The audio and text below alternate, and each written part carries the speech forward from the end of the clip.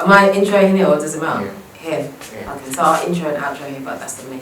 Okay. I'm sure you know anyway. Yes, ma'am. 3, 2, 1, action. Hi guys, welcome back.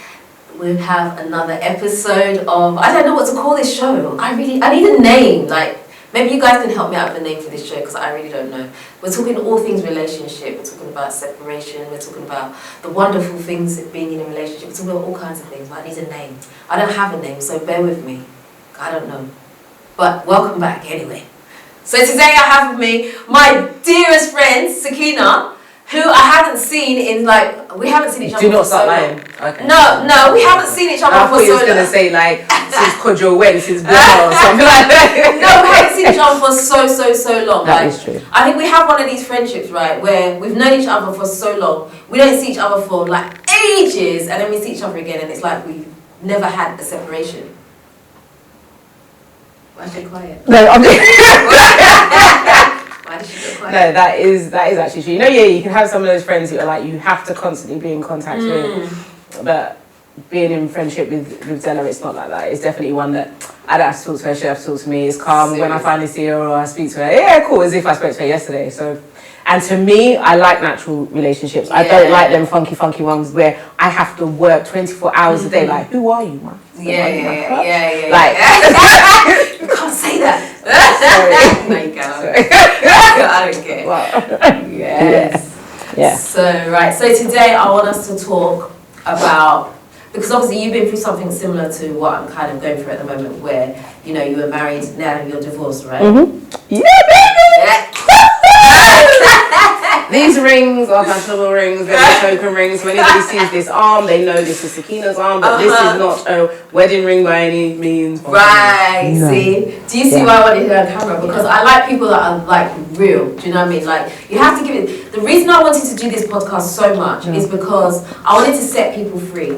Because yesterday we talked about a whole stigma behind having been married and getting divorced, what it's like in the African community and all of that. And it makes you feel away, right? You feel almost dirty. And I just want to be able to release people and free people from that whole stigma. But today I want us to concentrate more on what life is like after, right after you've announced to everybody, we're not together anymore. What does life look like now? First of all, I don't think I ever announced to anybody. Okay. No, because that was hard. Right, okay, so I'm going to start this. First of all, I want to start by apologising to you. Why? No, because I'm going to cry. I'm going to get emotional. Do not. Do it. Skip. No, I beg Stella. Skip. No. Stella. Oh yeah. Skip. No, I have to. Honestly, Oh, I have to apologise to you because you went through this, right? And I actually wasn't really there for you like that, right? Because I didn't know how to approach you. Obviously, I knew something was going on at the time, and you were very quiet about the situation, and I didn't really want to push it, and I didn't want to cross the line because I could see that you were vulnerable, so I left it. And looking back now, and going through what I'm going through now, I wish that I had approached and I had said something to you because you were on your own and you were going through something that probably, out of the friendship of circle of friends that we have, you needed someone to be able to release to, and I wasn't there, so I just want to really apologise. It's calm. I can't look at you. It's eyes. Okay. No, because Oh, on a real, I should have been there, seriously, because it's not an easy thing to go through. It really isn't. It's not. It's hard, man. It's really hard. I spent when it happened to me, I spent a lot of time lying on the floor with my sunglasses on, dark sunglasses, in a room, just listening to music. Just to kind of... But how did you do that? Because you have children.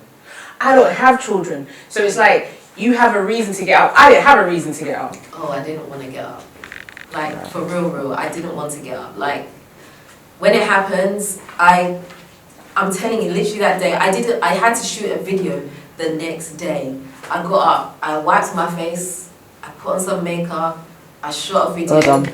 I came back, I lay on the floor, on the cold floor, no bed, no nothing, put my sunglasses on, and I just cried. And I continued like that for a while. But I hadn't told anybody at this point.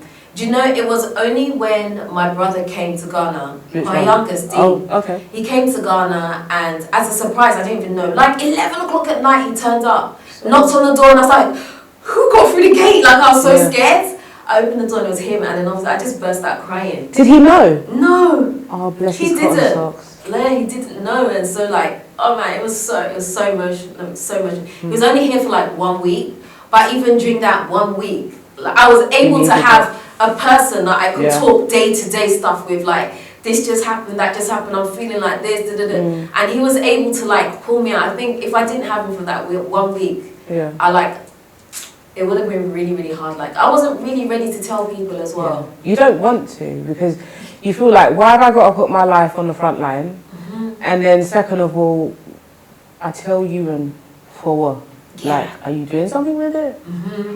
Like, I didn't get it. And personally, I didn't get why I needed to tell people, because as much as people say to me, Biskina, I didn't know how to handle it. Like you said, I get that, but I don't know how to handle you. And without being rude, I better not swear. This is my doo-doo. So why are you trying to take my doo-doo and rub it on my face? I already feel like I stink. So come on, like, it's not like I'm trying to say, hey, it's all about me, but where are we at? What are we going? You know what I mean? I think you also need your time to like process, because there's a lot. You go through a lot of different emotions at the time. I think one of the things that I felt like I said it yesterday was that I was like, oh my gosh, who's gonna want me now? Like in my 40s, I've got 4 children. Every time I meet someone, I'm gonna have to explain to them the fact that I'm in this position. Like, how do I move forward? Like, I'm gonna grow old by myself. Like, how do I do this? That's the biggest lie of the enemy. How do I wake up? If you know your wife material and you are to be someone's wife, you will never be on the fence. Do you understand? That's what I solely believe. And I think it's so important that people do know God for themselves. Whether you like me or not by saying that I'm a born again Christian, that's your business, that's up to you. But that's me personally. And I think for us to think that we can handle life full stop on our own without, as people call it, a higher being, that's your business, but I'm not willing to take that risk. But I know, reading my Bible and what my God says to me and that relationship that I have with God, that's not for me. Like, if God said to me, and I know, like, he's not going to give a desire of my heart if it's not for me. Do you understand? So the fact that he's given me a desire to be somebody's wife, to be that helpmate, to empower this earth with another individual, I know sitting on the curb ain't for me. It may not be tomorrow. It may not be in 10 years, but it's going to happen before I leave this earth. Definitely. So I really implore you and everybody and all of us, even myself, whenever I feel low, to wipe the tears and say, you devil, go away from me. Yes.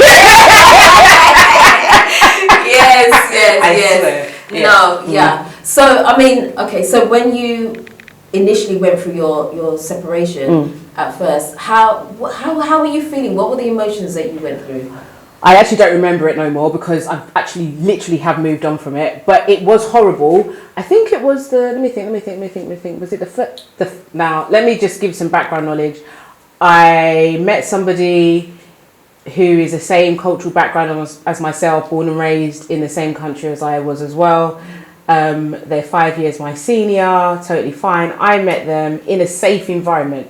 And I mean by safe environment, I mean by the introductions were via family members. So to me, it was a safe environment. Plus, I wasn't looking. And as everybody say, don't look, because when you're not looking, it comes. Anyway, that's what happened. Long story short, I met that person. After a year of dating, we got engaged and then we got married the year later. So 2 years from the time I met him to the time we got married was 2 years. And then the poo-poo started to come out. Like, people's arses weren't being wiped and the toilet wasn't being flushed. And the reason I say that is because I remember our first year wedding anniversary, that was calm. And then the second year in wedding, and we didn't even make the second year. What am I talking about, fam? You didn't make it to second year? It was New Year's. Watch night service, fam. He came home and he told me some his dirty truths. And I said, okay. But he said he's going to stay in the house, let me just add, was my home before I met him, until he's got a place. I'm not wicked, even though people do look at me and think, Skinny, you're really vindictive and you're an ite. I really ain't. I have the same thing. Same issue. Because you never know, like, you know, Yeah. when I was younger, like, if a man was to cheat me, I'm going to cut his things off. Yeah. You get me? Yeah. And people have cheated on me in the past. And I remember when someone had cheated me in the past, do you know the funniest thing is? I remember. The person they cheated on me with got pregnant and she came to me bawling. I had to counsel her. But yeah, so you don't think you're going to be that kind of person when you're in a situation. But anyway, in this situation, when he decided to leave 3 months after telling me that he's leaving, he's all packing bags. And I'm like, rotted, man's packing bags. Come. I wasn't thinking rotted, he's leaving packing bags. I'm thinking, what bags is he packing? Because he came into my house with black carrier bags. So I'm thinking, what are you packing bags for? Like, the bags are mine. Like, let's not. To the left, to the left. Thank you. Plus the things he's packing, I'm a giver. So if I see things on road, no matter who you are, I'm going to buy it and I'm a whatever. And he would say to me more time, I don't like that, I don't want it. So I'm thinking, what are you packing it for? Yeah, like, right. Leave it, do you understand? So he's gone with his carrier bags and gone about his business. I hadn't heard from him for a whole 12 months, nearly 16 months. And then he randomly got in contact via different people and directly saying that he's interested, he wants to come back. Long story short, I get to find out on the 5-year mark that was all a scam. What? The reason I say it's a scam, I personally believe it's a scam. He can correct me if I'm wrong, but that's his business. This is my truth. That's his truth. He can go away. I don't want to talk to him. But at the time we got a divorce, what I found out in the UK, legally in the UK, after 5 years of marriage, once you hit the 5-year mark of marriage, the laws could have changed again because they do change very frequently.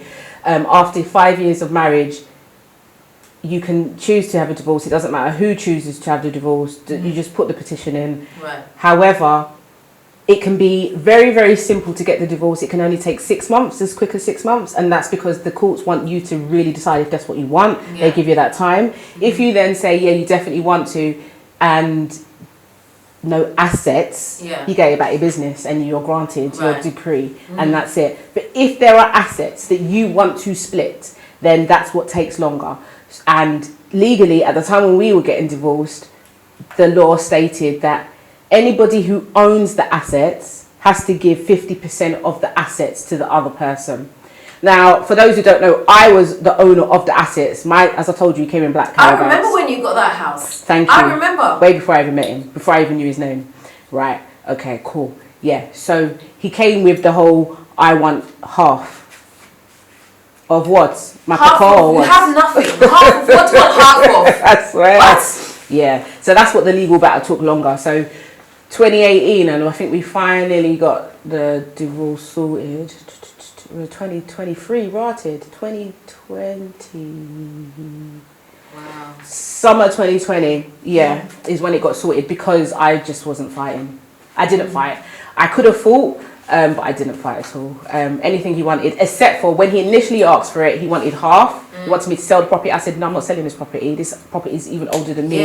My parents have purchased and I purchased. No, I'm not doing that. No. Then he asked for a sum which is in hundreds of thousands. I said, we're not doing that because unbeknownst to me, when I was traveling to Ghana doing my work that he had sanctioned, because I wasn't just getting up on my own 2 feet, leaving the UK to come to Ghana without speaking to my husband, let me just say that, and he would action that. He would say, yeah, it's fine.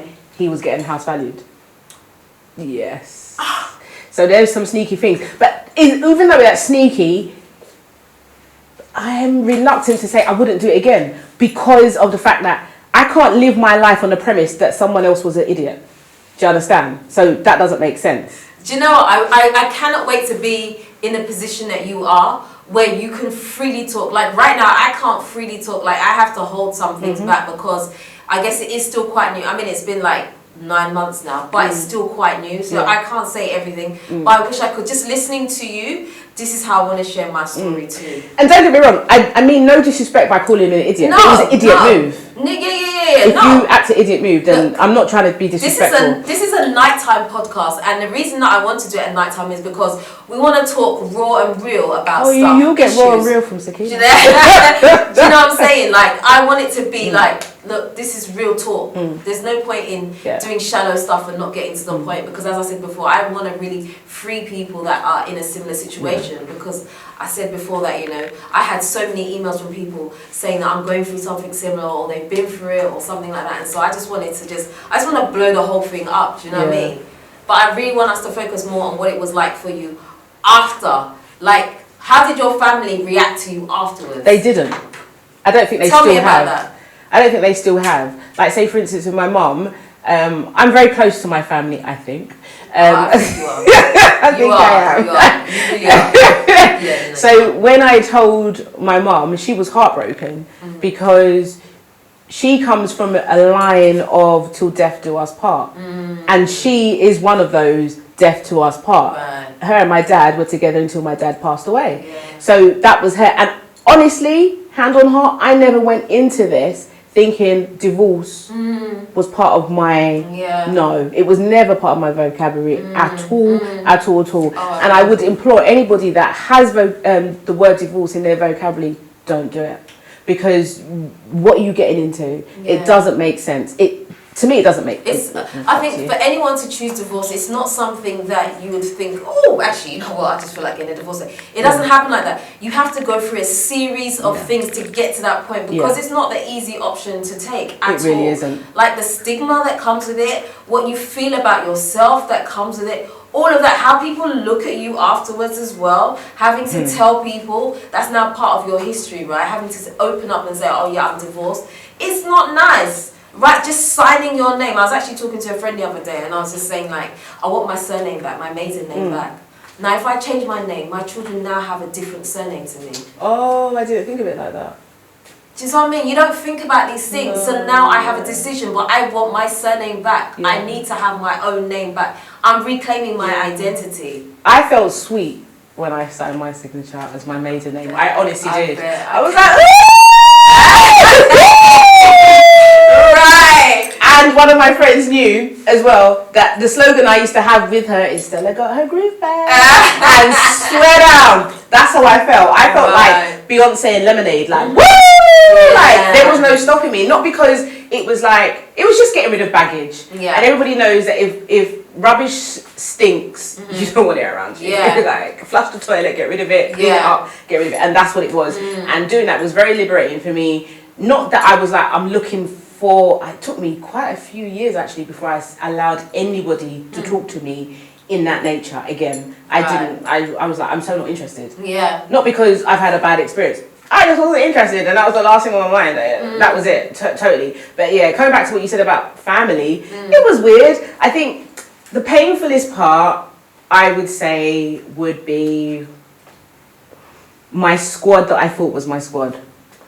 See, that's what they're the ones that kill me the most, because my squad have always been, now what I mean by my squad, I mean my people, my ride or die. Like my B's here right now, and he is my he's one of my ride or dies. Like you know them people, and them ones there that I remember having conversations with such people saying, oh, we'll never break up as friends, and you know, you're my sister, you're my you're my everything, and then finding out that you haven't checked in on me because you couldn't or you didn't know how to, but meanwhile you've checked in on that nigga? Huh? Oh. I'm so confused. And I'm not a small girl, as you know, Della, but I went into hiding like you because I had lost more than half my body weight. I was an anorexic. It was disgusting. When I saw myself in the mirror, I was embarrassed of who I was. And I remember one time actually just saying to myself in the mirror, you look disgusting. Don't ever allow this to happen to you again. It was horrible. I love that. Don't ever let this happen to you again. That's what I'm saying. Like for me, that's why this year for me is so important. Like never, I will never be disrespected like that ever again. Like it's just not gonna happen. Like you have to put your foot down. And like I hear what you're saying about when you're talking about like your squad and people not being able to approach you and talk to you, feeling that I don't know, you know, they're thinking about themselves and how uncomfortable they feel, but they're not actually thinking about you because they've not seen it from your perspective. And like I said, I was one of them. Do you know what I mean? I never did approach you because I was like, how am I gonna approach Sakina about this thing? Like So I just went and minded my own business, but not really understanding how crushed you were and where you're starting from and how you're now going to move forward. Do you know what I mean? I honestly, when I look back, I don't know how I actually took one step, let alone the second. I don't know where that came from. It was obviously the Holy Spirit, because left to me, my cat would have just said to me, "Bye, Felicia," and left me about my business. Because I honestly, I don't know. But I remember even some of my close friends at the time, who one of them is a close friend still, I actually counselled her when I told her about we're not together. She was so distraught that I had to give her counselling. See, I don't like that. Yeah. I really don't like that. It was a lot. Don't make this about you. This is about me and what I'm going through. Like, I don't need to be here telling you, oh, you know, it's not like that. No. Like, you're supposed to be here for me, like I'm going through this thing right now. She did later on apologise, don't get me wrong. She did apologise when she came to. It was like, "Rah, Keens, I'm really sorry because I wasn't there for you." Like you said, you know, and I put it on myself. And I said to her, I think it's because it was your reaction. And because I knew you weren't coming from a malicious area or place, I didn't take it like that. And that's why my first reaction was to counsel you, because I could see someone that was who was distraught, that needed support. Yeah, but you were also distraught. Listen, I don't know where I get this stuff from, honestly, and I keep on saying it, and I'll keep on saying it. If it's not for God, I don't know. I can completely agree. Honestly, I can say the same thing. I remember, like, a few weeks or a couple of months maybe after it happened, I remember, because I used to cry when the children went to bed, because then I don't have to, like... So you've got to hold your tears, you're sending them dinner, they're asking about their dad, you know what I mean, and you're like... I had on my house, like, I couldn't lock myself in a bathroom and, like, let it all out, so I would hold it, so when everybody's got to make sure everybody's and your children will ask. Yeah, so I'd make sure everybody was in bed, and while they were in bed, then I would cry, like, I would have to let it out, right? I remember one time I was lying down next to my youngest, and I don't know, he was sleeping, and for some reason he turned over, and he was like, "Don't be sad." In his sleep, he said, "Don't be sad," and he gave me a hug and went back to sleep. I was like, that just made me cry even more. Like, I was like, oh my God. Like, I so needed that because I hadn't had that from anybody. Like, literally, like you said, I was also on my own when it happened. Like, I didn't have anyone to talk to. I literally had to pick myself up off the ground. And the only reason I was even eating is because I had children. If not, you know, when I'm one of those people, when I'm upset, I don't eat. I'm like, I'm not eating anything. I'm gonna stop. I'm one of those people that eats. How do they do it? I don't eat. I don't eat at all when I'm upset. No. There was one time I remember I said to myself, I'm gonna have a biscuit. Standard dark chocolate digestive biscuit. I remember it so well. I had one, and as I was eating it, and I'm a person that will eat the whole package straight away. Let me just tell you straight away. Yeah. As I was eating this one biscuit, I said to myself, one, I don't like the taste of this. I'm feeling a bit sick. And then I reminded myself that I haven't actually put any food in my mouth for 4 days. Right. I thought, are you mad? I can honestly, I can believe that. I can believe that. It's amazing how the things of the heart can do that to you. Yeah. Because who would have thought? But I give it all to God always. Because yes, I was alone.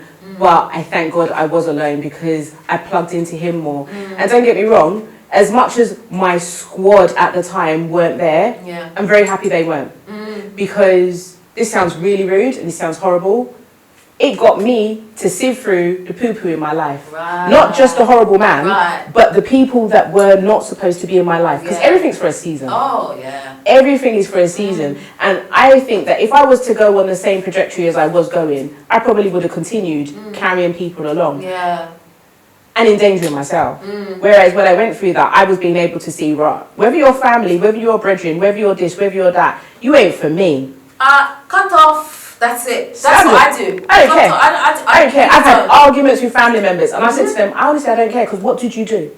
That's what you didn't do anything. The same thing. You didn't do anything. I'll cut off. Oh like yeah, that. please don't. Yeah. No, I'll cut it's off. enough. I'll cut off because for your own mental health, right? You have to do that because they're not there for you anyway. They're only there to criticize, to judge, and cut it off. What's the talking? Yeah. And the thing is, talking. I've never liked just talking without action. Yeah. So if you're gonna come and talk and there's nothing following from it, like, what are you saying, fam? Like, I could tell you, like, they all say to me, so what's the situation with the courts? Yeah, so this is the situation. Gonna have to pay him X amount of hundreds of thousands. Oh, really? Yeah. But do you know what? Me knowing who he is, I'm sure if someone spoke to him, hint, If someone spoke to him, he wouldn't do it. Yes. But I can't speak to him because he said to me categorically, don't contact him. So, you want to speak to him?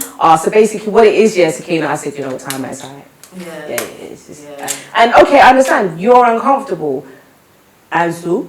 Should I remain uncomfortable for your uncomfortableness? But it's calm. I keep it moving, and I've always walked around with a smile on my face. I believe in the point of it's always important to smile. Nobody's a nobody. Everybody in this life is a somebody because you don't know who is there tomorrow and what tomorrow will bring. And also, through going through what I went through, as horrible it was. I'm so grateful I did go for it, which sounds really bizarre. I'm very grateful because, hands on heart, I love what I do today. And if anybody knows who I was, I worked in the fashion industry for over 20 years, and that was my be-all and end-all. That was it. I remember. That came to an end.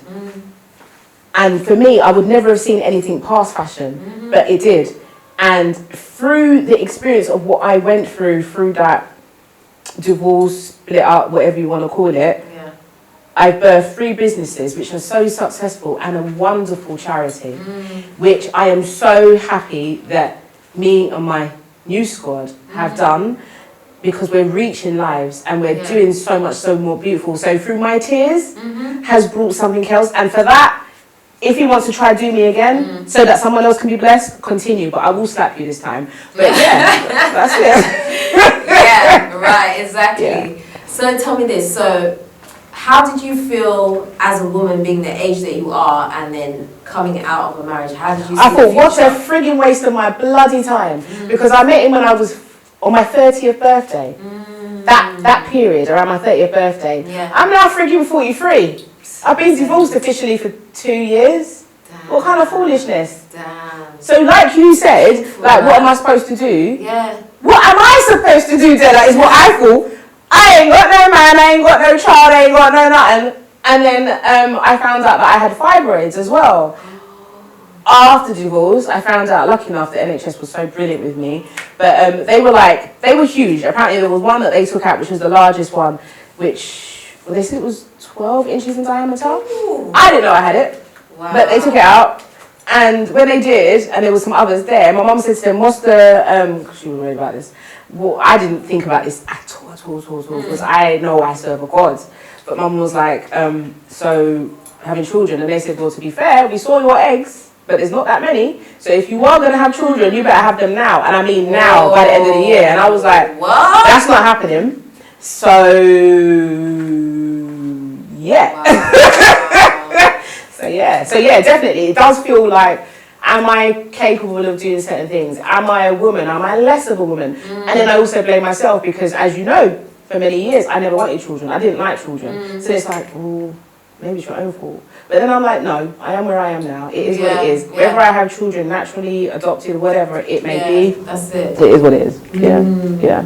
Yeah, because I think for me, like as I said at the beginning, that was one of the biggest things for me. Like, I'm in my 40s, like I'm old now. Anybody that I meet is likely to also have children now.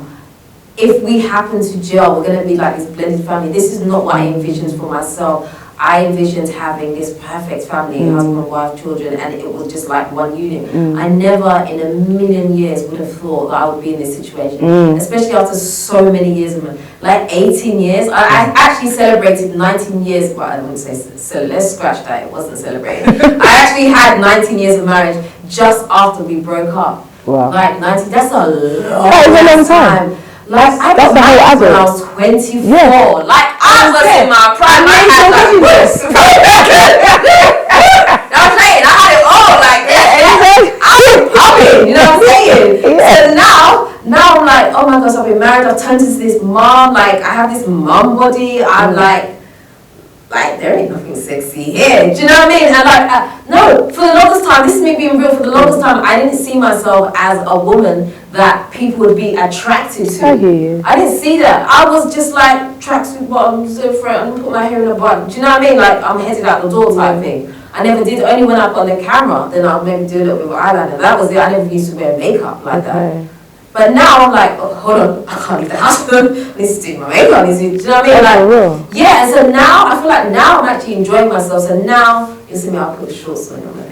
Yes, girl. Yeah. Yes. Do you know what I'm saying? Now I'm discovering myself as a woman. It feels like it's the first time. I feel like so fresh. It's so weird. I just feel so fresh. Like I'm learning myself now after all these years. And that is very positive. That is a positive side to have because we've definitely heard it over the years when we used to go to single seminars and hear all those different things. But the truth of being whole before you're with somebody is so important. Oh, I'm telling you. So you doing this is you recalculating your body, your mind, your system, your everything to be whole before someone comes in, so that when any foolishness does come again, you can recognize it for what it is. Someone please come. I'll you have to slide into her DMs. I'll give you the number. Slide into her DMs. You're even saying about how looking good and everything else. I personally don't bother. I just, you know me, I just fling on whatever I want to fling on. And that's Look at her face talk about she ain't looking good. Like, no, what? That's me. I'm a round the way girl, as in not in the nasty way, but as in I'm a home girl. Like I'm the boys girl. Like I just fling on what I want to fling on, when I want to fling it on, and how I want to fling it on. Well, but you've got like a very pretty face, right? So I don't know. I don't know if you wear makeup every day or whatever. No. But when you do yourself up, like you're done up. See, that's why I say to people, I'm a catfish. Because I can go to many places, whether I'm having my hair like this or having it out or makeup done or not done. Many people don't recognise that I am the Sakina they spoke to yesterday until I open my mouth and they hear the voice. Because that's why I can say I'm a catfish. Like earlier today, if you saw me, I was in Nima with my people. I had a pair of leggings on and a t-shirt and flip-flops, black chaliwates. Let's keep it real. The whole thing, man. And a duku on my head. I don't even think I had time for earrings. I just came out and I was like, yeah, sweaty face, yeah. And that's me. And people rolled up and they see me, they're like, what are you saying, Skin? I'm like, yeah, calm. And that's it. So, and I have no airs or graces about it. And I've never felt bad about it. And my mom and my family would say quite often, Skinny, you need to sort it out. And I'll be like, take me as I am.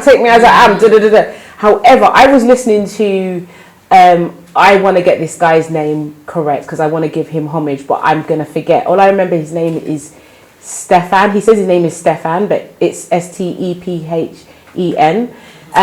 He's a relationship advice guy, and the reason I've never really come across him, but somebody I was counselling earlier on in the week, they wanted some advice. I gave them some advice, and they sent me a video of basically what I had said to them. And this guy was saying it on point. So I started checking out this guy because you've got to do your research and find out what they're like. I'm listening to this guy. This guy's on point. He's going through about what are the 9 things that men find attractive in women. Like what are the things that men don't find attractive in women? What do you need to do to shape? And I'm thinking, raw, man's giving some information. And as a man giving that information to a woman, that is solid. And I'm like, raw, this is good. And then there was one point, this is when the Raymer hit me, when he was talking about how men do like their women to look good, but you don't have to look, men say, I don't want you to wear makeup. That's stupid line. But we know you do want us to wear makeup, but you just don't want us to look prim and proper out of place too much. So he basically broke it down as to what, and I was like, my mouth dropped, I had to pick it up. I swear dribble came out my mouth like, raw. The Raymer hit me, and I said, you know what, Sakina, even if you don't have to wear makeup every day, you're just going to have to do a little bit better than wearing a black duku on your head, like a stocking cap. Looking like a dude, you can't have that. Yeah, I can't be doing that, yeah. And I did say to a few of my friends a few years ago that I'm really close to, that I can't be walking with them no more. They were like, why? I was like, because 1, you're dudes, and 2, you're Muslim dudes. So first of all, the only people that are going to come around, people are going to think that I'm with you guys, like I'm taken by one of you lot, so I'm not going to get a date. And then second of all, the only people that are going to come around are Muslims. I'm not interested in a Muslim. I want a Christian man, someone after my own heart. So I said, are you open to dating now? Long time, fam. I've been open to dating for 2 years. Let's just say I was dating. Oh, tell the camera, tell them. Let the I was open to dating long time. Yeah. And I think it's important that people don't feel that they should be typecast not to do certain things. If you feel that, you're not allowed to date because people are... I'm not going to swear, but... Everybody, don't, as medical would say, was forget everybody. Don't watch them. Do what's right for you, because as much as people put in these time frames, you've got to find out what works for you. Of course. We're human beings. We're not blank pieces of paper. Right. So right. yeah, that's what I would say. That's it. Yeah. I love that. Yeah. Well, I'm going to end the show there. Otherwise, I think Sorry. we're going to keep talking for a Of very course, you long time. know me. I'm okra. She's spending the whole life. She just told her whole life on camera for you guys, man. I will say it. Serious. And last thing I will say is, yes, I have dated for the past 2 years. I'm not a person that dips into everybody, no. But I never expected me to be dating who I have dated and to come to an end either. It was like, that kind of shook me like, raw, Sakina. But I'm like, okay, cool, dust off your shoulders, let's move. Yeah. Because I ain't got time to waste. That's it. Not like I'm trying to walk through a supermarket on, you know, what's it called, supermarket suite. Yeah, I'm not trying to do that. But at the same time, I've got things to do, I've got a life to live. And I've got people that are looking at me to be there for them. So I can't afford to fail. Yeah. I've got to be on point. Yeah. But ultimately, people do you.